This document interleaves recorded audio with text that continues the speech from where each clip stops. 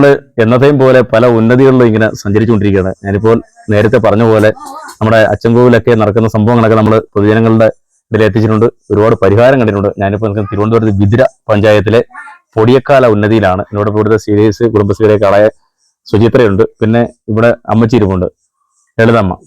അമ്മച്ചിയുടെ ഭർത്താവിനെ ഒരു 15 വർഷം മുൻപ് കാട്ടാന ആക്രമിച്ച് കൊന്നതാണ്. അപ്പൊ അങ്ങനെ ഇവിടെ ഒരുപാട് മരണങ്ങൾ നടന്നിട്ടുണ്ട്. ഇപ്പോഴും കരടിയുടെ ആക്രമണത്തിലൊക്കെ പരിക്കേറ്റ് ഒരു ചേട്ടനുണ്ട്, ഒരുപാട് ചികിത്സയൊക്കെ കഴിഞ്ഞു. അപ്പോൾ ഇവരുടെ ഏറ്റവും വലിയ പ്രശ്നം എന്ന് പറയുന്നത് ഇവർക്കുള്ള ഈ കുടിവെള്ള പ്രശ്നമാണ്. കാരണം വൈദ്യുതി ഉണ്ടെങ്കിൽ തന്നെയും നമ്മുടെ ഒരു പ്രധാനപ്പെട്ട ഡാം, പേപ്പാറ ഡാമിന്റെ സമീപത്ത് കിടക്കുന്ന നഗരത്തിലേക്ക് വെള്ളം കൊണ്ടുപോകുന്ന ഒരു ഡാമാണ്.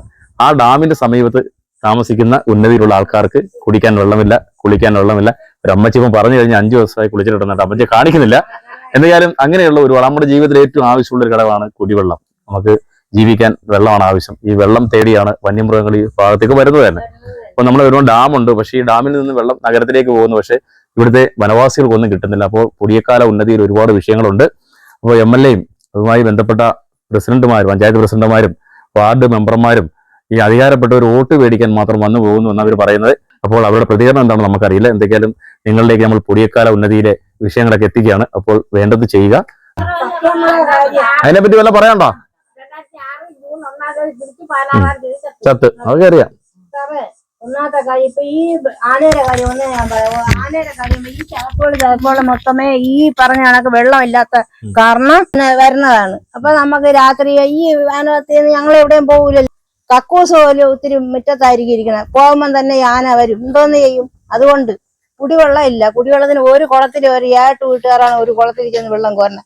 കിണറുണ്ടായിരുന്നെങ്കിൽ ഈ മോട്ടറെങ്കിലും ഒന്നിൽ വെച്ച് അടിച്ച് കിണർ കുഴിച്ചാൽ കിട്ടും, കിട്ടുന്നിടത്ത് കിട്ടും. അത് ഞങ്ങൾ ചോദിക്കുന്നുണ്ടല്ലോ പഞ്ചായത്തിൽ നിന്ന് ഒരു കിണറെങ്കിലും വെട്ടുന്നു.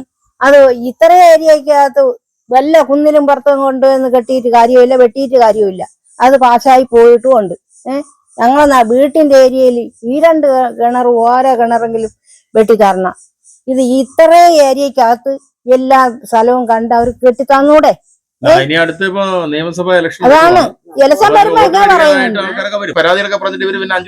വരുന്നത്. അതാണ് വിഷയം. അതിനിടയ്ക്ക് നിങ്ങളെ പോലെ വന്ന് ഇന്ന് ഞങ്ങൾ പഞ്ചായത്ത് വഴിക്ക് ഇന്ന ഏരിയക്ക് എടുത്തു തന്നിട്ട് പിന്നെ അടുത്ത ഏരിയക്ക് എടുത്തു തരാം. ഈ ഗവൺമെന്റിൽ കിടക്കുന്ന നിങ്ങൾ വെള്ളം കയറി നഷ്ടപ്പെട്ടു വന്നവരാണ്. ഇന്ന് ഞങ്ങൾ ചത്തുപോയ കുട്ടികൾക്ക് ജീവിക്കണ്ടേ? ഡാം കെട്ടിയപ്പോ നമ്മളെല്ലാം ഒഴിപ്പിച്ചു. നമുക്ക് അടിസ്ഥാന സൗകര്യങ്ങളൊന്നും തന്നില്ല. നമ്മളിപ്പോ കിടക്കുന്ന വീടുകൾക്ക് പട്ടയം പോലും ഇല്ല. നമുക്ക് കൈവശ രേഖ, നമുക്ക് എന്തെങ്കിലും ആവശ്യത്തിന് അത് ഉപയോഗിക്കാൻ പറ്റുന്നില്ല.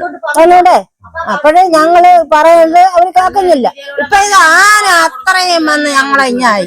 ആന, കടുവ, കരടി വീട്ടുമുറ്റത്ത് വരുവാണല്ലോ. വീട്ടുമുറ്റത്ത് വരികയാണ്. നമ്മള് ആന ഓടിച്ചിട്ടുണ്ട്. ആനയെ ചെറിയ മുമ്പ് വെച്ച് കണ്ട് ഞങ്ങള് മാറിപ്പോയിട്ടുമുണ്ട്. ദൈവത്തിന്റെ ഒരു കാരുണ്യം കൊണ്ട് ഞങ്ങൾക്ക് ആർക്കും ഒരു അനകടവില്ല. പിന്നെ ഇങ്ങനെയൊക്കെ 1-2 പേര് പോയി. ഇപ്പൊ വേണ്ട ഈ ഒരു മാമൻ എന്ന് പറഞ്ഞ അയാളെ പിന്നെ കാട്ടുപോത്തി ഓസില് അനത്തിന്ന് ഓസില് വന്ന് വെള്ളം കോരിക്കൊണ്ടിരുന്നു. വയ്യ പുള്ളിക്കാരന്. അങ്ങനെ ഇരിക്കുമ്പോ ഈ പോച്ച തിന്നുകൊണ്ട് വന്നതാണ് ഓടിക്കൊണ്ടുവന്ന് കുത്തി മറിച്ച് കുടലൊക്കെ അങ്ങ് വെളിയിൽ വന്നു. അപകടമായി. ഒരാള് തേക്കലി ചൂണ്ടാക്കി പോയപ്പോഴാണ് ഇങ്ങനെ കരടി കഴിച്ച്. അതിലെ കൂടെ ആസ്പത്രി കൊണ്ടുപോയി. ഭാര്യ ഉണ്ടായിരുന്നു, കൊണ്ടുപോയി. ആ പുള്ളിക്കാരൻ ഇപ്പൊ ഉണ്ട്, കുഴപ്പമില്ല. ഇങ്ങനെ കൈയൊക്കെ പോയി. പിന്നെ മരണപ്പെട്ടെന്ന് പറയുമ്പം ഈ അക്കന്റെ ഭർത്താവും മറ്റേ വിശ്വനാഥൻ കാണി എന്ന് പറഞ്ഞ പുള്ളി ആനെ കണ്ട് കേട്ടാ. കണ്ട് ആന വന്ന് മുറ്റത്തിന്റെ നടയിൽ വന്ന്, നടയിലല്ല അതേപോലെ പുള്ളിക്കാരൻ ചെന്ന് പുള്ളിക്കാരന് ഈ മാതിരിയുള്ള അസുഖം ഉണ്ടല്ലോ, അറ്റാക്ക് ഉണ്ടല്ലോ, അങ്ങനെ വന്നാണ് മറിഞ്ഞു വീണ്. അങ്ങനെ പുള്ളിക്കാരൻ വിഷയം. പിന്നെ കാട്ടിൽ എന്നും ഒരു കുഞ്ഞുകുട്ടിയൊക്കെ വാരിക്കും. പിന്നെ കാട്ടില് ആർക്കും ഒന്നിനും പോകാൻ വാങ്ങില്ല. വഴി കൂടി തന്നെ പോകാൻ വാങ്ങില്ല. ഈ വണ്ടി ഇല്ലായിരുന്നെങ്കിൽ ഇപ്പൊ ഇവിടെ കൂടി പോകും ഞങ്ങള്. ഈ വണ്ടി ഒരു കൂട്ടവും ഭാഗ്യം പോലെ ഉണ്ട്. എന്റെ പേര് ലളിതമ്മ. എനിക്ക് 3 മക്കളാണ്. പിന്നെ എന്റെ ഭർത്താവിനെ ആന കൊന്നിട്ട് ഈ നവംബർ 14-ാം തീയതി 15ാമത്തെ വർഷമാണ്. ഇളയ മോളെ വീട്ടിലോട്ട് പോകുമ്പോൾ രാവിലെ ആന ഓട്ടിച്ച് ആന ഓട്ടിച്ച് തള്ളിയിട്ട് നെഞ്ചിൽ ചവിട്ടി പോസ്റ്റ്മോർട്ടം റിപ്പോർട്ടിൽ നെഞ്ചിൽ ചവിട്ടി കലക്കിയതായിട്ട്. ചവിട്ടി കൊന്നല്ലേ? നാലിന്റെ എന്നാണ് ജഡം കിട്ടിയത്. മോളെ വീട്ടിൽ പോണ വഴിക്ക്. മോളെ വീട്ടിൽ പോണ കല്ലാറ്. നടന്നു പോകും.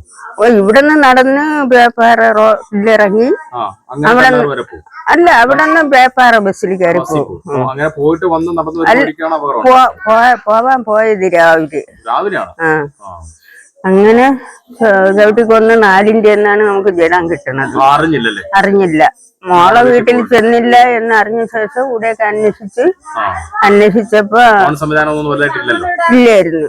പിന്നെ ഫോറസ്റ്റിലും പോലീസിലൊക്കെ അറിയിച്ച് എല്ലാരും ഒക്കെ അന്വേഷിച്ച് നടന്നു. അപ്പൊ ഇവിടെ അടുത്ത് തന്നെയാണ് ഒരു മരത്തിന്റെ മൂട്ടിലാണ് ചുരുണ്ട് കിടന്ന് നാറ്റം വെച്ച് കിട്ടുമ്പോഴ്. എത്ര വയസ്സുണ്ടായിരുന്നു മരിക്കുമ്പോ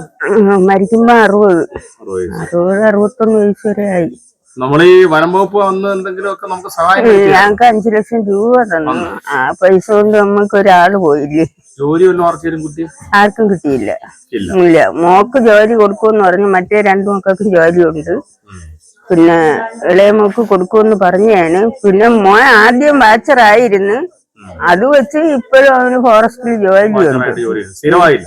സ്ഥിരം തന്നെ. ഇപ്പം പാലോട് RRTയിലാണ് പണിയുന്നത്.